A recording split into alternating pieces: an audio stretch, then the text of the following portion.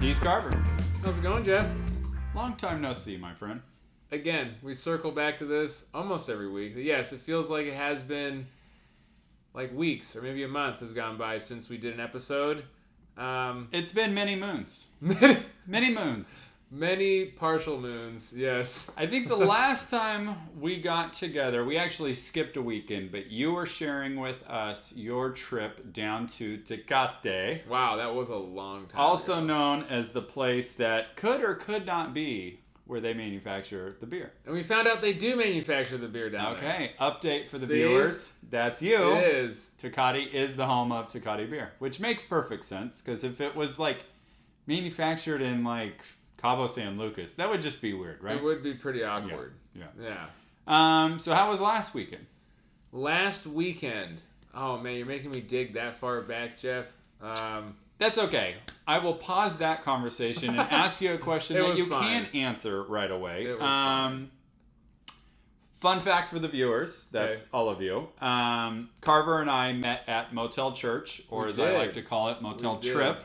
Wow, what? Motel Church, and That's pretty so recently you have gotten out of Motel Church to start your new Wow. adventure. Yes. And tell us all about this new adventure. This new prayer ministry. So it's something that when I was down in Mexico, I remember that it was such a revolutionary moment for me to be in that missions trip and just to feel such a joy and a conviction to like serve God in that way. And I felt like, as we've talked about, that I was served by the Lord so passionately that like he just brought so much joy to our whole group, and he brought so much, I don't know, like just real love. Like I could really feel like that love of God through that entire weekend. And I remember that morning I was really just like having my prayer time, just begging God, like, don't let it end. Like, don't let this place in Mexico be where this whole thing stops, you know? And I'm sure you've had that too, where you're just like enjoying yourself so much, you just don't want it to end, right? And that Sunday morning is when I made this prayer, and we had a church service where the pastor was, you know, again, speaking to everybody there that, you know, wherever you're going, be on mission. Like the great, you know, like we're told by Christ to just be on mission every day. And there is a commission that goes with that. I think in the book of Mark, like Mark,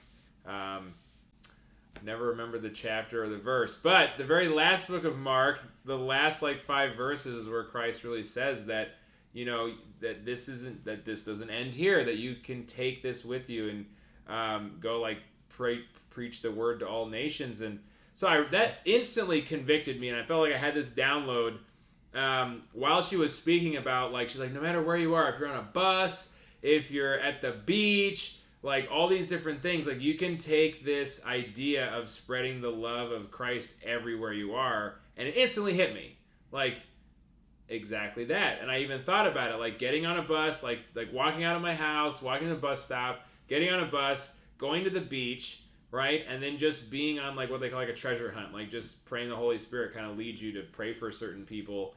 And even at like Vineyard, the church I go to, I've heard many stories where people just like drive somewhere, you know, like to a mall or something like that, and they'll like ask the Lord to show them who they're supposed to pray for, and they'll get something like green hat and finances, right? So they'll like see somebody with a green hat, and imagine how awkward this is. Whoa, you walk up to Green Hat and you're like, are you in financing? Yeah, well, no, something like that. You'd be like, hey, you know, the Lord like put it on my heart to come ask you if you'd like any prayer today, and you know, are you having any kind of financial trouble? And they'll just like, sometimes these people just break down. Dude. Like they'll just spill their guts. Like, I've been asking the Lord all week to give me some kind of guidance on what I'm supposed to do because X, Y, Z things are happening.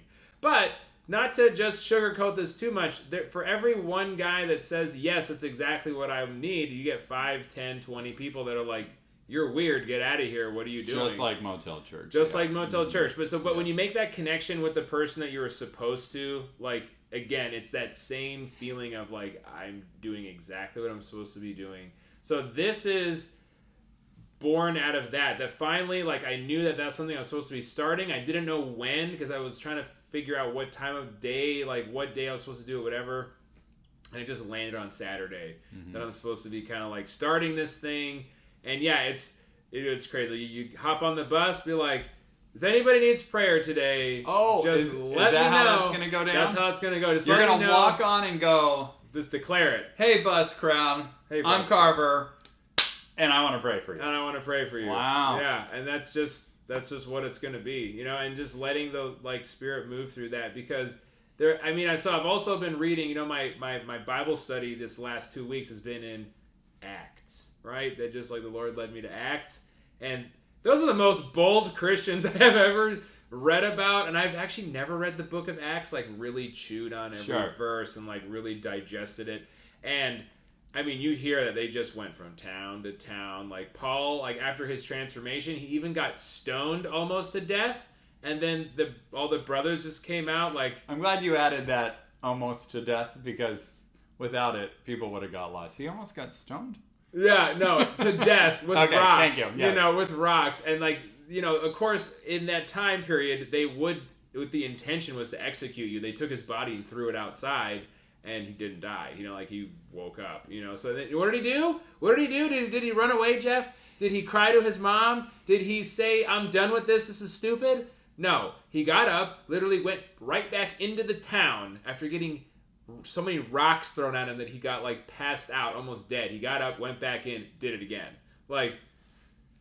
How? So the idea of being bold through this was just shouted at me. Wow. Yes, you got to do that. So it's gonna be praying on the bus. That again, even that same kind of idea. And this is really weird. That when Paul was in prison, and the guards, that he was imprisoned by the guards, that he said you're not.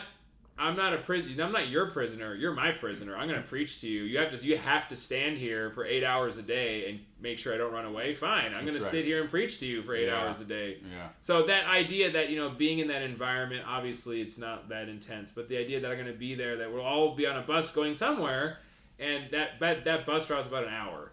So be able to go into the beach. And then once I get to the beach, then it's going to be that, hey, okay, well, who am I supposed to pray for while I'm here? And so do you have particular routes picked out, or is that still TBD? It might vary. I'm trying to I think the idea is to try to make the same route every week, right? That I'd be going to the beach, and kind of making that bus be just a prayer bus. Saturday from 10 to 11. There's this crazy guy on the bus who prays for people.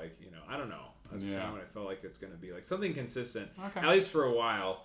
And then, like I said, once I get there, then it's just letting the Spirit lead. So yeah, it's going to be pretty intense. I'm glad you brought it up, because I didn't know whether I should be letting it out or whatever. You're committed now, my friend. I am committed. You are locked and loaded. It's going to be really good, my brother. So I'm super excited about that. That that door finally opened up. So come next week, we will want a full report. Well, so yeah. I'm going to my parents this weekend, but this is actually a very easy way to break the bad news to them. I don't have to do that in person. That this is the last weekend I'm coming down for a while, because I got to do this prayer thing. So I hope you understand. Mama and Papa Trip. Hope you understand. Your boy's going to be doing some ministering on OCTA, coming to you live. Yeah. Who's coming with them? Yeah, right. I mean, we'll see. We'll see how it grows. So I'm guessing long-term strategy, once you kind of iron out the quirks, you'll have people come join you, or pick different bus routes, right? And emulate be something that can grow. Even it could be people that I thought instead of always looking for people outside to come in, just like Motel Church, create that in the route itself. That we'll meet people that we pray for that get that effect, because that's where you really build the passion and the fire. You light somebody else's candle, and now they're lit and they're bright, and now they want to light someone else's candle, and light someone else's candle, so on and so forth. So my goal would be to establish, get a couple of people on a bus route, they're doing it, because that's what they're already traveling every day, and then I can pick a new route. Right. Do that. Yep. Rinse and repeat. Yep. That's what I'm looking forward to. Good stuff. Good stuff. Spreading it like that. Well, proud of you. That is a very bold step to jump out and do your own ministry straight from scratch. So God bless you. We will have you in our prayers. I'm pretty excited about it. So today is episode 5, and episode 5, relationships part 3, where we are truly landing the plane, as I like Yeah, to yes, you love say to say often. Yeah. So today's message topic will really be depicting on where Carver and I have grown into a sense of mature, healthy relationships. Yeah. Again, we are not the relationship experts. No. But we do have plenty of healthy relationships in our life. Yeah. And what does it take to sustain healthy relationships and cultivate healthy, growing relationships? In fact, I wasn't planning on talking about this, but one of my good friends... Yeah, your turn to talk about something unplanned. And I will. One of my good friends, we'll just call him Frank for the time being, just reached out to me today, and this is a friend who has struggled with codependency. I chatted about him on the previous podcast. Intimate relationships? In intimate relationships. Is this Frank a surname? Like it's a pseudonym? Or is it... Not to him, it's not. But to friends and family, it could Got be. it. Okay. Very codependent, even codependent on alcohol. And this is a constant discussion that him and I have. And he knows that he needs to wean himself off on it. And he just told me today, even though he is back on the wagon. I always get that analogy messed up. Do you remember the Seinfeld episode? On the wagon, off the wagon? Yes. Jerry goes, well, if you're on the wagon, isn't that where alcohol would be? Right. So literally, it would make sense if you're on the wagon, you're drinking. When you're off the wagon, you're free. You're in the desert. Like, there's no alcohol around. So I always get the analogy messed up. But he is back on the...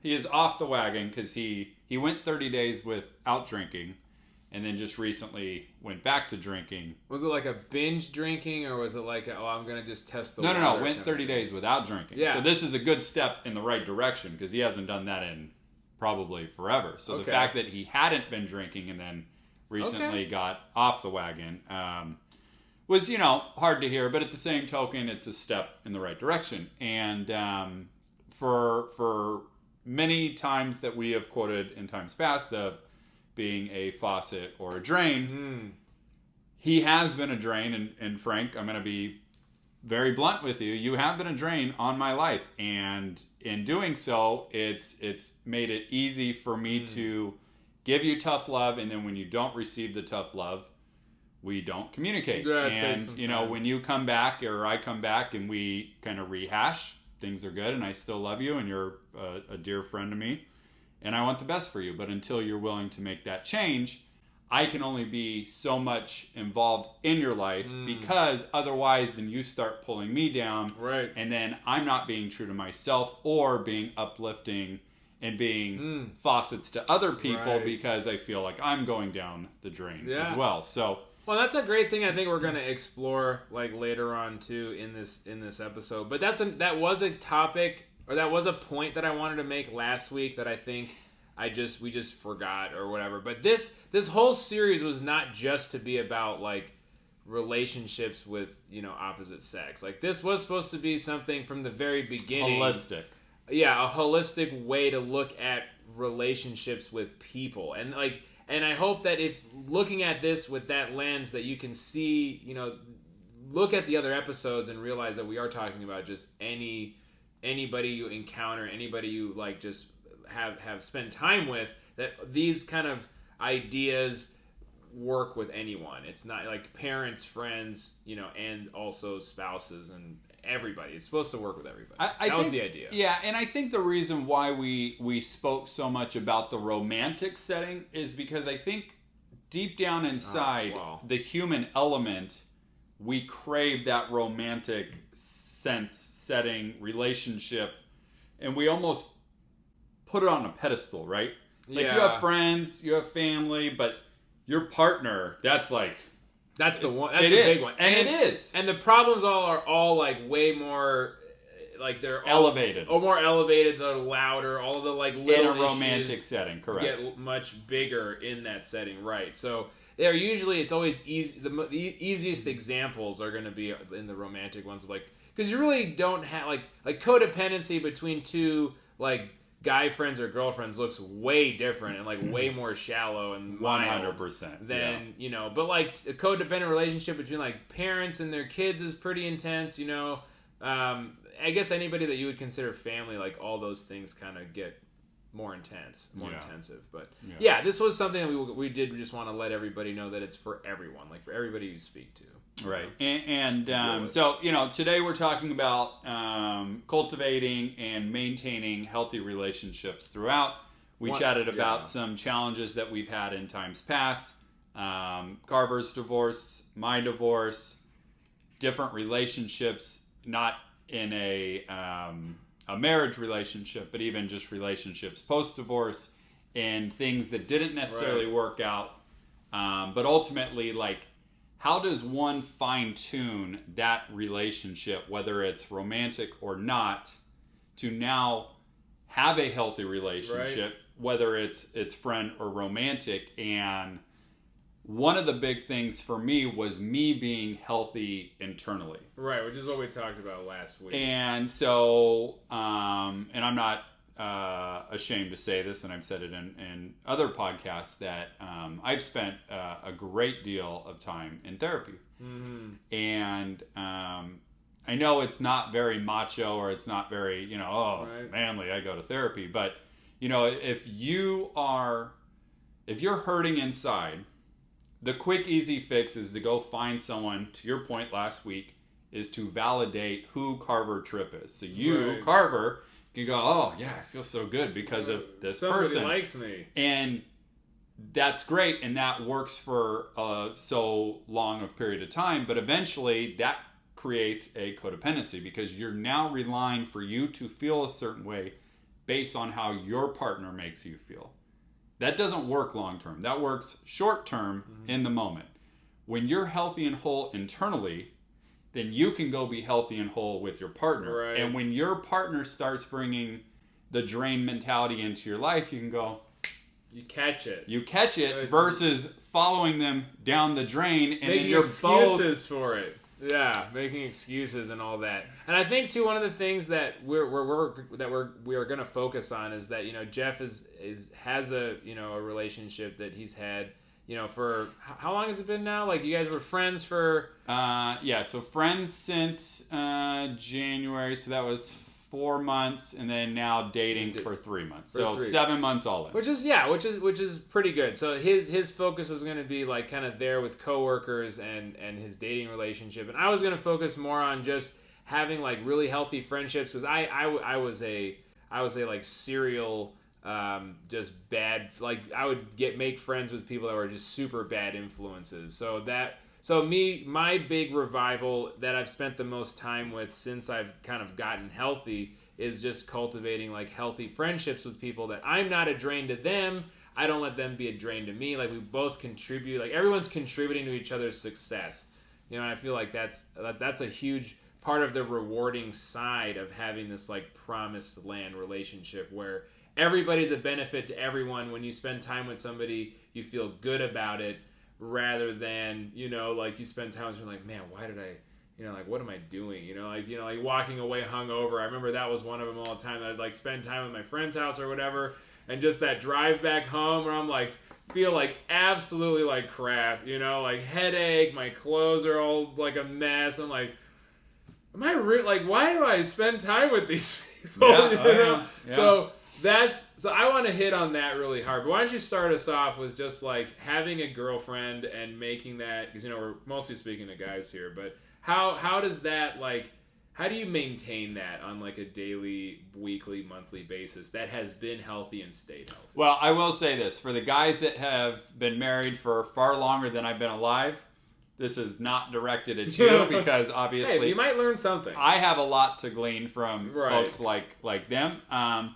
I will say from my past relationships to where I am today, I've never been in a relationship where I started out as friends and then moved on up to the east side of having a romantic relationship with a partner.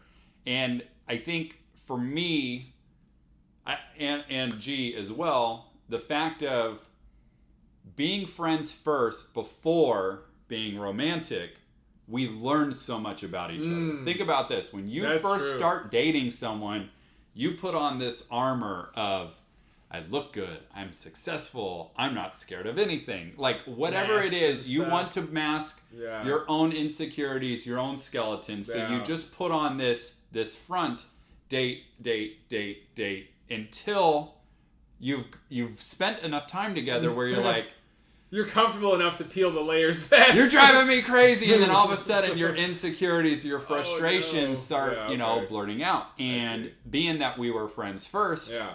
I didn't have to mask my insecurities. She didn't have to hide her Right. guilt of, past things that had transpired in her life. And in doing It's not so, I organic. got to learn, was that? A lot more organic. 100% more organic. And I got to learn more about who she is as a core person, and she got to learn more about me. And actually, at my Bible study today, shout out to Lee Hensler at Straight Talk men's group, Cocos, every Tuesday morning. Come join us, 7 a.m. Wow. We're talking about how you empathize with someone. And the best way to empathize and show empathy for someone is to ask questions, to be curious about someone's life. And when someone is curious about your life, how much more vulnerable do you allow yourself to become because they're being vulnerable back to you? And we got to have that experience in a friendship setting before we went romantic. Right. And in doing so, That's a good dynamic. it's something like I've ever experienced, and it's been truly great. And I'm not saying that it is all rainbows and sunshines every day. There are still issues that have to be worked out, but I'll tell you, our ability to communicate through those issues is severely unlike any other drama that I've had in previous relationships. And it's not only is she a godsend, but I think the way that it worked out was divinely directed by God. Yeah, that divine appointment or connection, I know, is really important. I remember one of the things that I heard from her perspective that she really that kind of started to shift the way she looked at you, right? Because there's always that moment too where you guys are friends, right?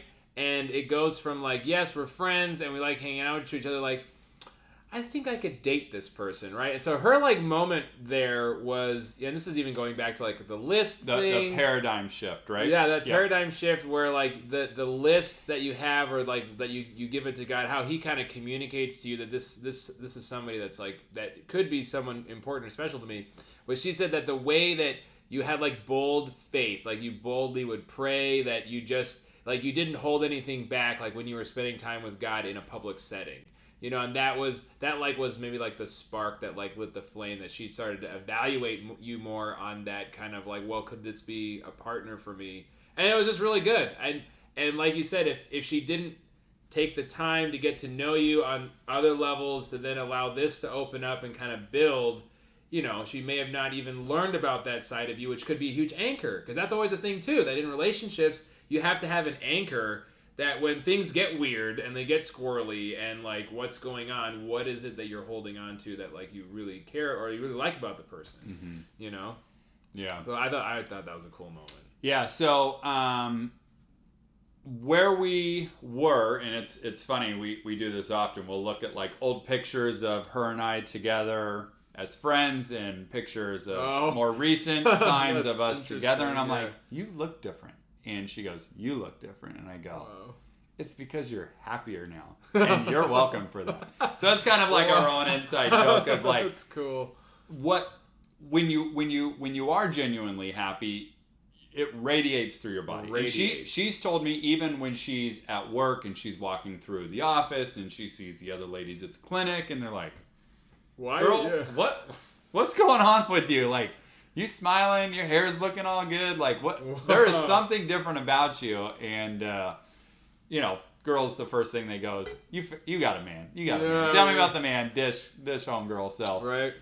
It's been interesting here. That is cool. So I think joy is a big part of it. That sure you guys share joy with each other, and that's a huge, I think, portion, or a blessing that comes out of these healthy relationships, that you just have joy. That has to be a part of it, whether You know, it's because that's one of the things now I'll kind of take over that in the friends that I would meet as opposite of the unhealthy relationships I'd have, that you'd walk away from them feeling like empty and drained and just almost destroyed. You have to like piece yourself back together.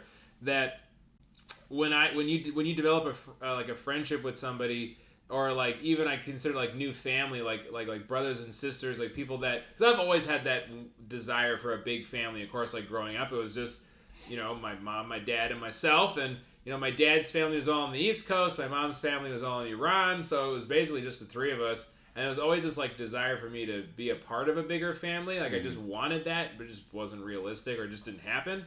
So no aunts or uncles? Not like, yes, here and there they would come and go from time to time, but nothing consistent. Like I could never just like call up my uncle, go hang out with them. Like that just didn't exist. Again, like I had an uncle that stayed with us for a couple of years. I had an aunt that would stay for a couple of years, or like they would come visit here and there. But it was not like stable, big family. Like we didn't even do family reunions or anything like that. It was just basically the three of us. Yeah. So seeing that fulfillment, like having a healthy like sense of self, and I'm not looking to get anything out of a friendship. Sure. I'm looking to just share and develop, you know, get to know somebody, and like how can I bless somebody? Like how can we just hang out and you know, get to know each other and just spend time together? Like I have plenty of people at church that, you know, spending time with them is truly satisfying. We both leave it like, you know, just having enjoyed that time.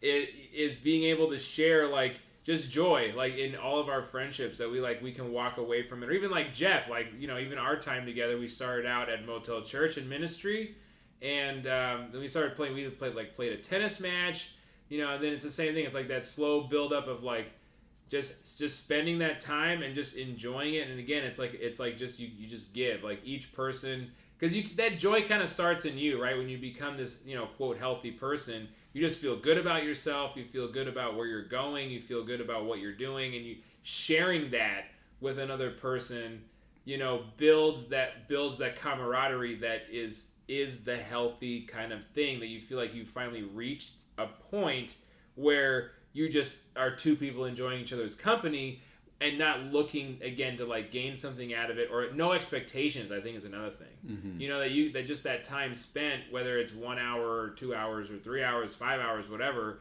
that it's just a good time. You know, and that's even what led to this whole thing happening. As we were at lunch, you know, I think we've shared the story, but we were just at lunch, just bantering, just like being our funny chucklehead selves. And then Gloria was like, "You guys got to like put this on the air or something." You know, it's entertaining. People need to hear this action. People need to hear it. You're welcome. Yeah, please subscribe. Yes. And like it. Yeah, and tell your friends. So that was a big thing for me, is like being able to have that big family setting where, you know, I could sit down and just share joy with somebody, because that's where it really starts. You know, it's just enjoying spending time with someone. Then it grows deeper. You add a level to that where now you're like either learning to gain some wisdom, share some wisdom, you know, with somebody, that iron sharpening iron, that you actually start to build like a care for somebody else. And like, again, things get more deep. You know, I noticed like for me, the big thing with somebody, that if I'm going to take a friendship, you know, with a person to kind of a next level, is start praying for them. You know, that was a huge part about it. Just get to know what their situation is on a daily basis, that like, how can I just be a blessing to you, like in some way, you know, and of course there's a balance to that, and we're going to get to that, but it's even allowing someone to be a drain, right? Where you guys are both faucets all the time. You're like, well, how can, like, is there anything I can do to, like, is there maybe a burden that you have? Like, Galatians chapter 6 verse 2 was something in my study this week, that, you know, like, carry each other's burdens and abide in the law of Christ. You know, that's a part of love, and showing love to somebody is carrying those burdens. But that doesn't happen right away. You know, and right, because there's a level of vulnerability someone has to be willing to be able to share with you. And if they're not comfortable with you, then they're not going to be vulnerable. And that was going to be my point is, you could have these great friendships, and if you are constantly faucet, are you truly being vulnerable in that relationship? Because we all have our struggles. But if your closest friends aren't able to go, hey, I need you to help me out in a particular situation, then how close are you really to that friend? Because they're probably hiding something that they don't want to share the vulnerability on something that they need. Right. But so being a drain can be a very healthy topic too, but right. There's a balance to everything. Life is a balance. Yeah, and I've noticed for me, like in my own self, because I've seen like how tough it is, to like I've felt that burden and that weight of people like constantly wanting to just take from me, that it's always been very hard for me to open up to anybody to like share a load, That's right. Because I would never want to do that to someone, because it happens all the time. I mean, people are always looking to take something from us. So that's why, again, those special relationships that you build with somebody who is, feeling good and healthy and like enjoying their life and able to share joy with you, it's special. It puts itself in its own rank. And then again, actually something that always like just kind of floors me is I don't know if Taylor, if you're watching this, but he's one of the guys at Vineyard. He's one on the mission trip with me.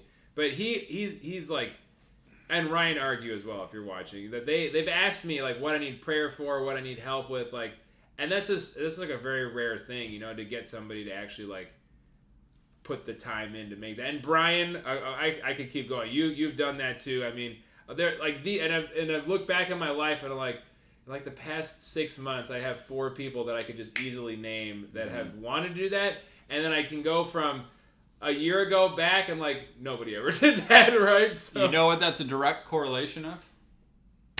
You being right with yourself. Look at that. Because when you're right and you're healthy and you're whole, you attract right and healthy and whole people. That's true. Hurt people attract hurt people. Oh yeah, right. There it is. Keeps coming back to it. Keeps coming back. So Ryan is quite the specimen. He's done the same thing for me and plenty of times before, and I've gone to him with some pretty tough topics in times past, which I'm sure we'll cover down the line. Yeah, most definitely. In fact, Ryan is my accountability partner on numerous things, and I am to him. So that's good.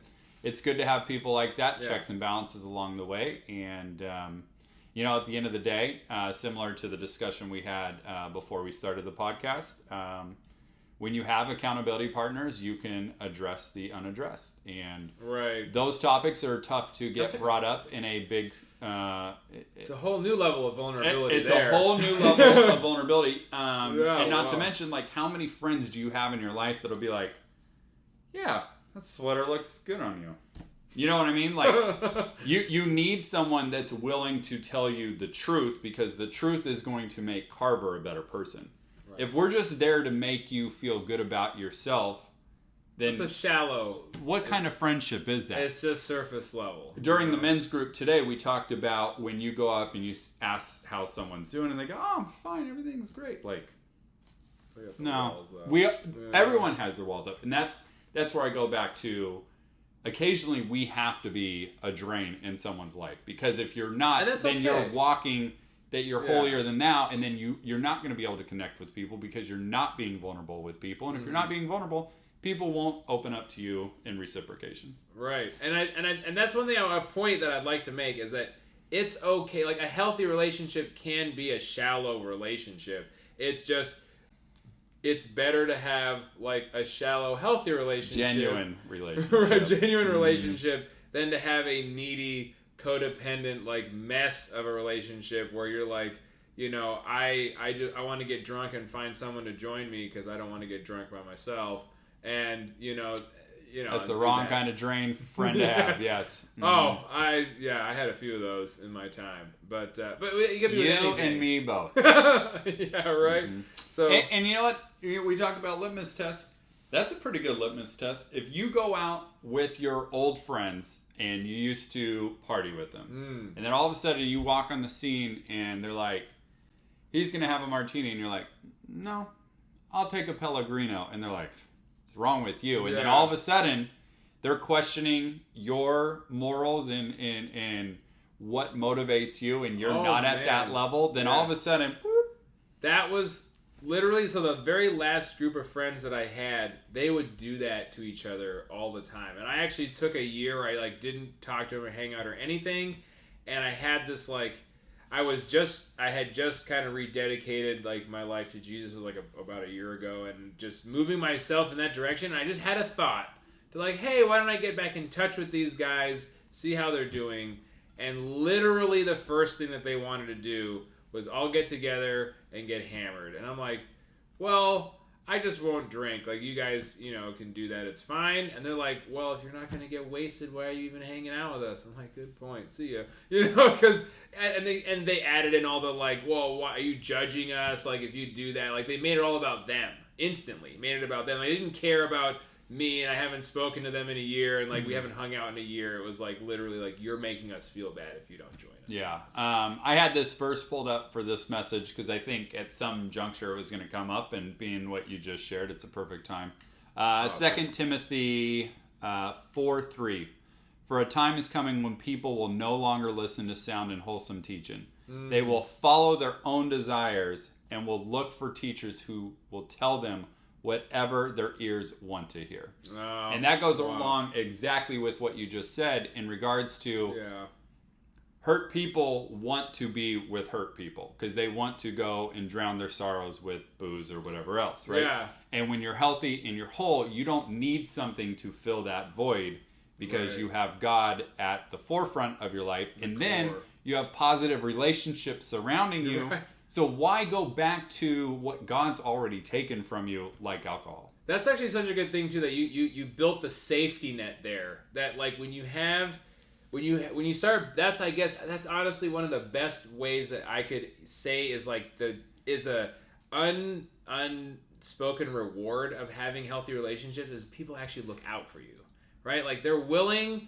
to care about you enough, because it's a relationship about giving, about sharing joy and love, that when they see you going down a path they think might not be good, that they're willing to take the risk and just to help, just to keep you in the fold. Because I don't think anybody who is feeling positive and healthy just was born like that. I feel like we all spend time in Shawshank. We all have to crawl through that tunnel to feel that freedom, and it is something earned. I don't know. I'm sure there are lucky people that, grew up in the perfect families that had perfect friends and everything, and they never had to do that. Whatever. Maybe there's one. Got to throw that out there for the one guy. Okay, Raj. He's been watching us since the beginning. Yeah, you guys know. God bless you, Raj. God bless Raj. So, but, so we all know what that struggle is like. So when you see somebody that's like crawling back in the tunnel, you're like, we'll take the risk to go pull them out. That's right. We don't want to see our friends go back into the tunnel. Yeah. No, we don't. And you know what? Those are very difficult conversations to have. They are. But you know what? We are called to help uplift and motivate our friends for betterment. Just as they keep us accountable, we are to keep them accountable as well. So yeah, good to create a circle of friends that are going to look out for your best interest. And you know what? And if you're listening to this and you're doing an immediate inventory of your circle of friends right now, going, yikes. Do they care about me or not? Right. Are they helping me be a better person or not? Are they getting me closer to my identity or not? Please write below if you're looking for different circles to join. Men's group is a great way to get connected. Or just women's group, a small group. Yeah, in general. Group. Sorry, I didn't mean to make it one-sided there. But my men's group is always looking for people to join. I know you're part of a men's group. Not join ministry, Motel Church, or the new bus ministry that you're starting. Right. Speaking of which, you're gonna have to come up with a clever name for this. I'm working on it. Yeah. It's in the works. Okay. I'll make an announcement when it's ready. It's a TBD. Yeah. Well, can't wait to hear about it. It's just prayer ministry right now. But no, it's definitely gonna get a nice, sharp, just something that have a ring to it. You should get shirts made up. I'd love that. So you walk in and it looks like you're all professional and you're ready. It's like it'd have to be like professionally humble is what I'd say. Is the vibe. Yeah. Okay. Like something simple but very nice. Well, when it's time for you to get shirts made, I have a shirt. You have a guy? I have a shirt guy. Yeah. Looking at you, Kurt. Short guy. Good. Okay, so the other topic was apart from doing the work ourselves, healthy first. I wanted to kind of pivot. We talked about relationships outside of a romantic setting. We talked about a romantic setting. And the other topic I wanted to bring up was healthy work relationship. That's a big one. And for me personally, whether it was booze, times past, being addicted to work, being addicted to a relationship, my particular employer uses this work-life balance mantra all the time. And while that is very true, I did not have a work-life balance. I made work the pinnacle of my life, and in doing so, that helped separate me from my wife and other friends and other things that could have made my life a lot easier, and I let work kind of dictate that. Right. And I had a situation at work. Some folks from Motel Church and the men's group know that I had a little work challenge here recently. I'd like to say that by doing what is right by the Lord and going about it in a very loving way, the situation turned 180 degrees, and my VP and I are as not as close as can be, but at a place that I never thought we could be, right? Isn't that the best? Where you're like, how good could it really get? And then God's like, just do what I say, and it can be this good. Makes the lights turn green, right? Yeah. My point in stating that, I needed to, no different than the Shawshank in the romantic relationship of crawling through the tunnel and then getting out and being freed by God. Same situation in the work situation. I would spend 60 plus hours at work, no qualms, not even a thought process. This was just the normal Jeff Kirk mantra, day in and day out. And I go through this situation with my VP, and I'm like, what am I doing? I'm giving my life, my soul, my energy to this organization, like, and it's not being well received on the other end.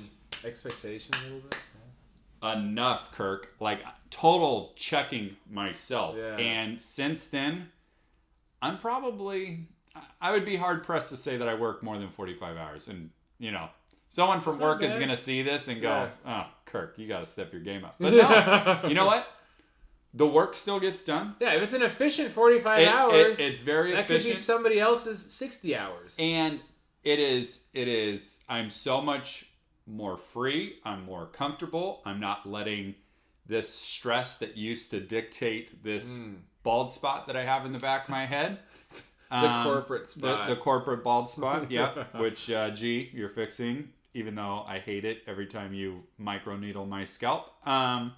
But it's going to look good in short order. So my point is, that is one huge aspect in my life. And I know if I've dealt with it, I'm sure many of you have dealt with it. So, at the end of the day, are you working? Are you living to work? Or are you working to live? And once I flipped the lens on that, how much more impactful has my life been since then? And getting priorities aligned, spending more time with God, ministry, church twice a week, men's group once a week, it's kind of ministry twice a month, podcast 4 times a month. Like, all of a sudden, I'm still just as busy, but I'm doing more productive, healthy things that fill me up, and at the end of the day, uplift God, and that is what we are called to do. Right. And that's something that, exactly as you said, once you get into that rhythm of having like healthy relationships, you just look for, how can I just keep this going? Like, how can I do like the one right thing just all more often?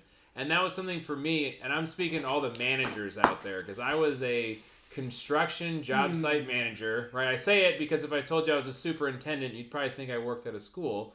No, so I was a field manager, basically on a job site. There's always the one guy, usually sitting in an office somewhere, but he's on the job site, like, kind of making sure that everything is run according to plan. He's on his 17th cup of coffee when you walk in there. Yeah, because he has to get there at 5 in the morning to open the place up, and he's usually there till like 3 or 4 in the afternoon. So yes, I was that guy. And one of the toughest struggles in that job is knowing how to motivate a construction worker, because you'll have anywhere from 3 to 20 tradesmen on a job site. Motivate a construction worker without being a total douche. And that's always the struggle. That's a tough balancing act to make. And it is easy to just go for the I'm going to be a douche card, because ultimately they have to listen to you because you're their indirect boss. Like, if you tell them you're fired, get out of here, they're fired, job site, and they're going home. Right. So again, it's a dangerous card to play. And for me, I remember that when I was first getting trained, in this position, that's what they literally tell me. You tell them what to do, you give them direction, but ultimately, if they don't listen to you, you just yell at them and fire them. And I'm like, that doesn't feel like love at all, right? Yeah. And I tried to living this life of just sharing and administering love to people. So that balancing act, it actually was a very nice part of me being able to live in my identity, to be kind of have a soft touch with people and motivate, train, and develop, things I learned as a business consultant, applying them here, which I think honestly in my all the years that I was in this job site manager role, I probably only had to yell at someone maybe 5 times. And that's because they were about to get into a fist fight, and I had to be the super loud voice that just made everybody oh, what the heck just happened? Because I'd never yell or never get loud, but then when I did, it was it would halt everything. Give me enough, grab their attention for a second. So, it walk softly and carry a big gun. It was that kind of mentality. But being able to just be somebody that could show love in a situation where they never get any was really huge. And I was able to actually enjoy that a lot. And I felt like it was almost me being on mission while I was at work, right? Because I could just I'd be able to, if somebody's slacking off or not, not working very hard. Because you get that all the time. You get the guy that just hides in the corner and just doesn't want to. He's on his phone. He's on his phone. He's sexting his girlfriend. I mean, it's a variety of things. Or he shows up to work hungover. We had that plenty of times. Because, hey, that's just part of the game sometimes. So you have to figure out ways to get people motivated. I'd bring food. I'd make coffee. I'd, just sit down and just give them a half hour to just talk. Because maybe they just don't feel like at work. There's too much in their head.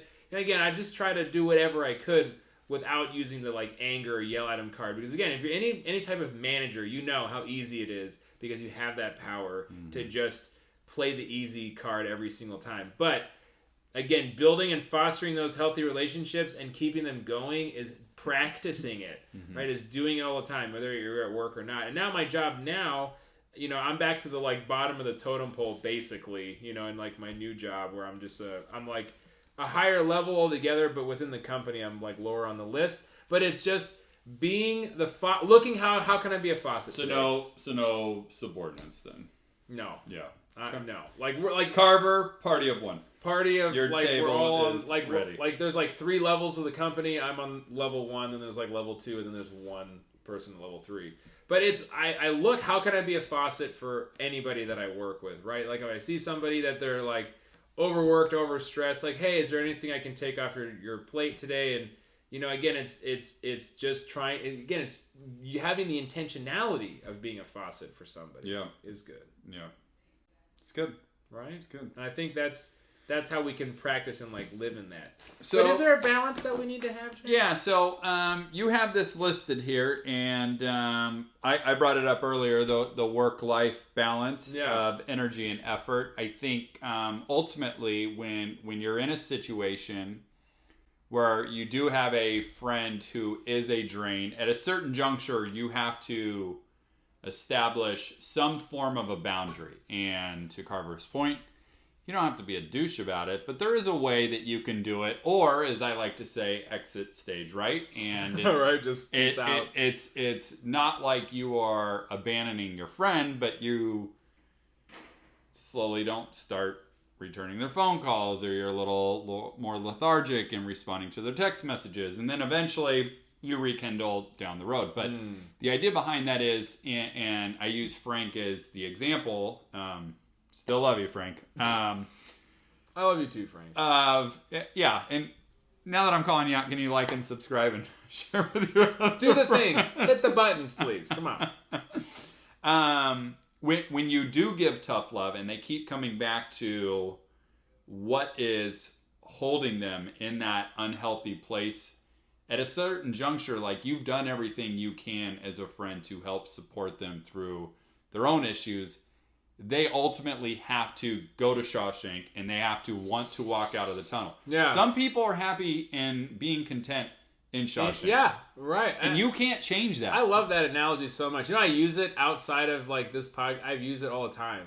All the time. Yeah, it's blowing my mind. Glad to hear it. Yeah. It's such a good analogy. So certain people don't want to be free. And at that juncture, I've already left Shawshank. I can't keep hanging out if you want to stay in the Shawshank. Visitor room. I'm not going to do that. Yeah. I've already freed myself. I'm in Mexico. And I'm standing a boat, and I'm waiting for Morgan Freeman to come greet me, and we're gonna go sailing. Like that's just what we're gonna do. Right. So, I think in that mindset, you do for yourself to stay healthy and stay on that healthy walk. You have to set a boundary and put up protection for yourself. Okay. Yeah. Well, and I think too that when you kind of do that effort, you have those friends that are unhealthy. I think this is a good way of looking at it. Yeah, when you have like unhealthy friendships, that you just have to know where's the line. Like you said, like where's that boundary that as soon as it gets to a point where it's starting to pull you away, that is you just kind of call it quits. But another aspect too that I wanted to look at this is you told me, I think it was last week or the week before, that you're like, dude, you need to make time for yourself. Like you're stretched so thin. And that's another thing that you enjoy spending time with all these different people. And I'll just share about myself a little bit. Is I like every day of the week for me was so booked that I had literally no free time. I mean, it was like Monday night, like Monday, so I have work from 8 to 5, and then I'd have church from 6 to 10, 6 to 11, and then Tuesday I had a church group from 6 to 11, and then Wednesday I had a class that was from 7 to 10:30, and then Thursday, I think, so Thursdays were actually pretty open, but I would always hang out with somebody that I would meet, hey, let's go get a coffee or go get a dinner or something like that. Again, like people that, more of the drain relationships, I would just funnel like somebody into a Thursday to just spend time with them. And then Friday, I had a dinner with a family that would go from usually 7 to midnight. And then Saturday, so Saturday was always like motel church, and then I had to catch up on everything. I literally didn't do anything besides the routine through the week, so I'd have to usually like clean the whole house, do all my shopping, everything like that on Saturdays. And then of course I was going to my parents, and I'm driving and then Sunday, again I'd have church, and then that was like actually an afternoon that I could rest. But we would have the podcast that we were recording, so. Yeah, and Jeff just mentioned, like, dude, your schedule is so full, dude. Like, you need to take some time for yourself. And that's where I notice, like, the balance. You have to know how to, like, balance your time so you don't just, like, spin your wheels and just, like, lose yourself in it. Because it is fun to spend all this time with people, but that's the balance that I was, like, alluding to. When you get on a airplane... Before you take off, the flight attendant goes, in case of an emergency, oxygen masks will drop from the ceiling.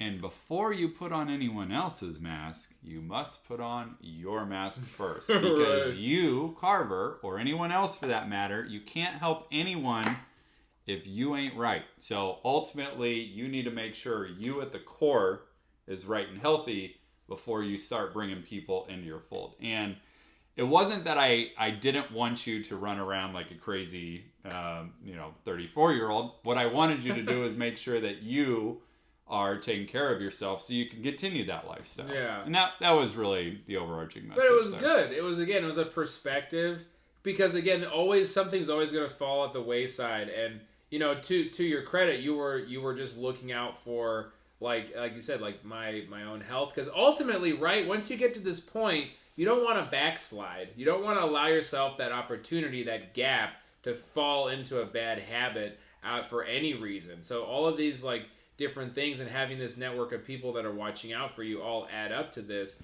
But yeah, like if you burn yourself out, or don't get, or just allow yourself to get exhausted, or just, that can lead to an opportunity where, again, you're vulnerable in a bad and a negative way, and, like for example, I just wasn't spending enough time following up on different tasks action items that I had for the podcast. And, that wasn't good because that was almost like, again, that was something that I should have had segmented aside, like scheduled aside for, but I wasn't doing it. So reevaluating, hey, I need to have a balance. How dare you, Carver? I know, it's so bad. And I got to be more appreciative because Jeff does a lot. I don't know if you guys know, like he does all the editing, he does all the sound mixing, all of the cool graphics that you guys see. Like that is all Jeff Kirk. Like, you know what I do? I write this thing once a week and I show up. But you look good doing it. That's what I do. So he does do a lot, and like the fact that I wasn't doing my end of it was, just pathetic. So there was a good check there that just had to happen, and I appreciated it because not only it allowed me to realize that I need to respect something that I'm really passionate about and that I'm building, but that, hey, yes, I got to make sure my oxygen mask is on because that was one of the things in my past that led me so far off the trail because, like, the Lord would call me to something, like, and if I'm telling you, if I didn't change my habits over the past couple of weeks to allow myself to have more time, dude, this Saturday thing wouldn't have happened. There is a huge chance that this call would have come into my life, that the Lord's saying, okay, you're going to start doing this now, and I'd be like, well, I have too many things, I'm exhausted, I'm too tired, I can't do it. And then, bam, we're all of a sudden right back in that cycle of now I feel guilty because I'm not doing what the Lord's calling me to do. And that's right. And then, just gets worse and worse and worse from there. Yeah. So, no, it's very, very helpful to be able to allow yourself to be yourself. I think that's what it is. That even though all these relationships are so amazing, it can't take over, again, your identity. That's right. And ultimately, you being healthy and happy with who you are at the core then transcends into all relationships that you have in your life. So, good, clean, fun Carver trip. I'm so glad that we were able to bring this full circle on episode 5, relationships part 3. So, thank you all for listening and tuning in. Wow, it's a big one. If you have questions, comments, or are in need of a small group, by all means, message us below, and we will be happy to give some direction there. So join us next week, August 10th. We will have a new relationship, which we have yet to discuss. So TBD on what that topic will be, but it will be awesome. It will be awesome. With that, I'm Kurt. He's Carver, and we out! Peace.